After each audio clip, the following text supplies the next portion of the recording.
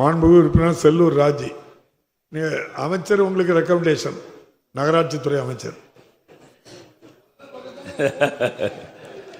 மாண்புமிகு பேரவைத் தலைவர்களே, மாண்புமிகு அமைச்சர் அவர்கள், மதுரை மேற்கு தொகுதியில் பெத்தானியாபுரத்தில் 2 தெருக்கள் வழியாக 110 kV தாழ்ந்த நிலையில் கை எட்டும் தூரத்தில் இந்த மாதிரி மின் வடித்தளம் இருக்கிறது.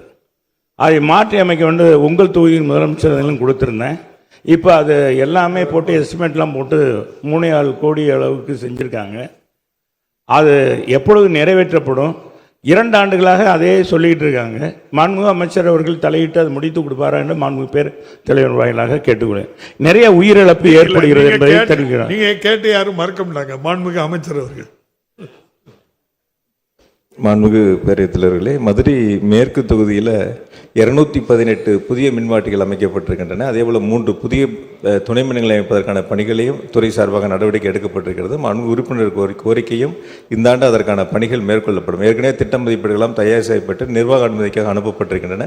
விரைவில் அதற்கான பணிகளை துறையின் ரீதியாக மேற்கொள்ளப்படும் என்பதை மாண்புமிகு பேரவைத் தலைவர் மாண்புமிகு உறுப்பினர்களுக்கு தெரிவித்துக் கொள்கிறேன். பாதகம் செய்பவரை கண்டால் நாம் பயம் கொள்ளலாகாது பாப்பா, மோதி மிதித்து விடு பாப்பா, அவர் முகத்தில் உமிழ்ந்து விடு பாப்பா. அண்மை செய்திகளை உடனுக்குடன் தெரிந்து கொள்ள இணைந்திருங்கள் எம் நாடு தொலைக்காட்சியுடன்.